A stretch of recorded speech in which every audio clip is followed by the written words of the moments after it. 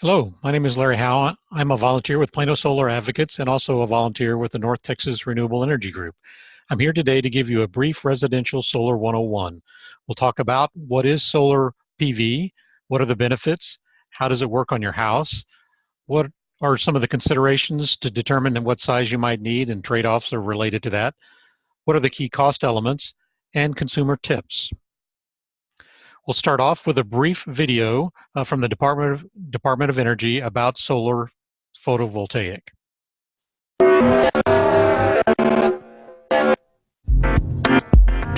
All right, we all know that the sun's energy creates heat and light, but it can also be converted to make electricity, and lots of it. One technology is called solar photovoltaics, or PV for short. You've probably seen PV panels around for years, but recent advancements have greatly improved their efficiency and electrical output. Enough energy from the sun hits the Earth every hour to power the planet for an entire year. Here's how it works. You see, sunlight is made up of tiny packets of energy called photons. These photons radiate out from the sun, and about 93 million miles later, they collide with a semiconductor on a solar panel here on Earth. It all happens at the speed of light.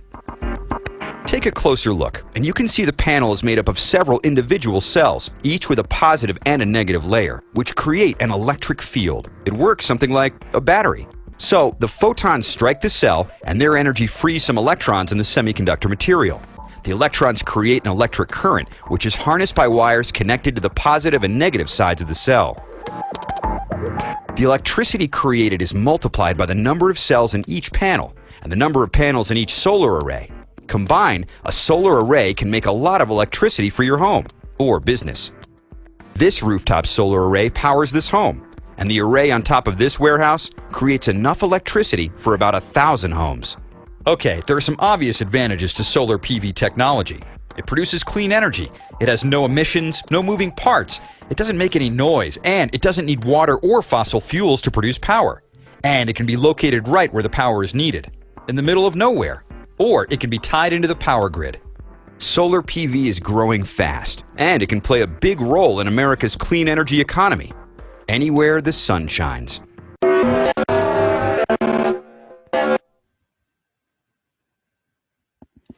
Okay, let's take a quick look at some of the solar PV benefits. Basically, it's an abundant local energy resource, and if you generate electricity locally, it means less energy waste, less losses in transmission. It's clean energy. The generation of electricity generates no air, water, or noise pollution, and there's no water required to produce the electricity, and there's no moving parts, which means very low or no maintenance. We use the most electricity, especially here in Texas, when the sun is shining, so let's take advantage of that energy. It's cost competitive for rooftop distributed generation. It's a great consumer choice to generate some of your own electricity locally, and it promotes private investments for clean energy resources. So looking at a basic diagram or an example of what a solar PV system might look like on your home. We'll follow the numbers on the charts here. Basically, number one, the solar panels convert the photon energy into electron energy as described in the video. That DC energy then goes to the inverter device, which does two main functions. It converts the direct current into alternating current, so it's compatible with the electricity in your home. And then it also interfaces with the grid so that it runs in parallel with the electricity that comes from the grid. Number three, basically, the solar power is used first in your home, but if there's not enough being generated, you can also pull from the grid, as it would be at nighttime when you're not generating any energy from the sun.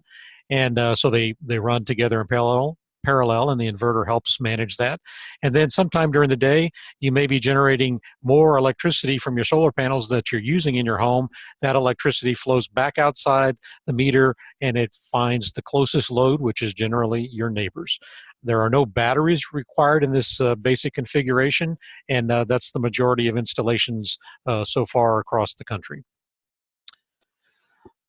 You get the maximum power output from a solar panel when the sun is perpendicular directly to that panel.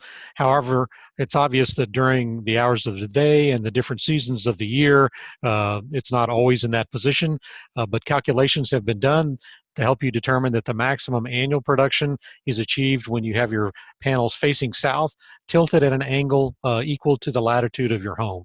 So here in North Texas, that's let's say 32 to 33 degrees. A 1,000 watts of installed solar, which is equivalent to about 3 or 4 panels, that's a standard rating for output of the solar panels, would produce about 1,400 kilowatt hours a year in the configuration for a maximum annual production.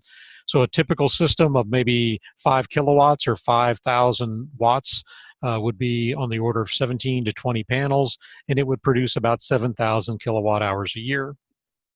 If we looked at some example system sizes, if your annual electricity usage is 10,000 kilowatt hours and you wanted to offset 50% of that with local clean energy, you'd need a system that is about 3.6 kilowatts or approximately 12 panels.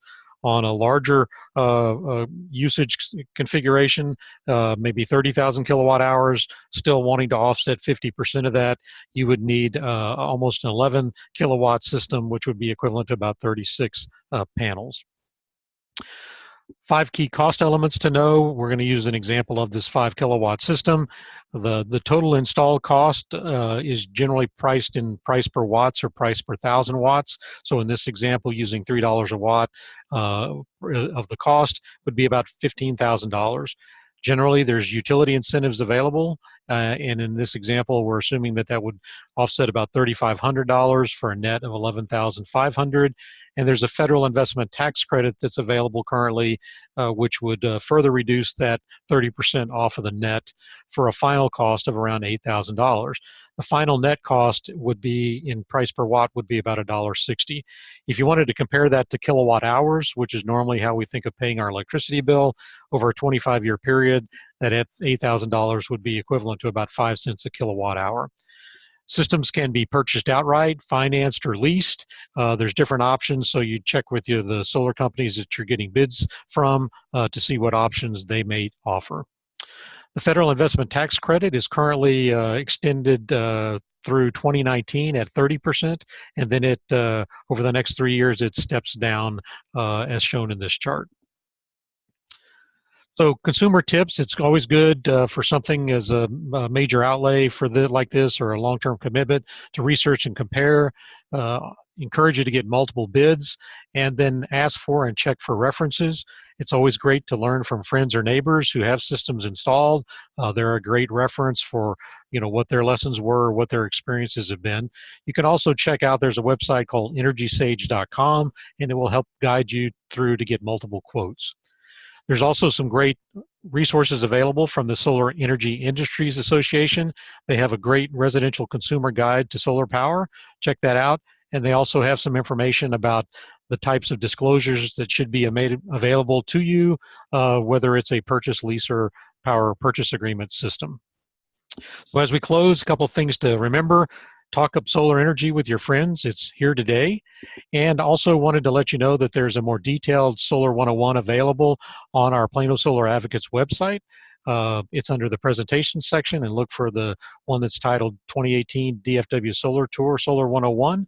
And it includes many embedded links to many useful references, so check that out. And remember to shine on. Thank you.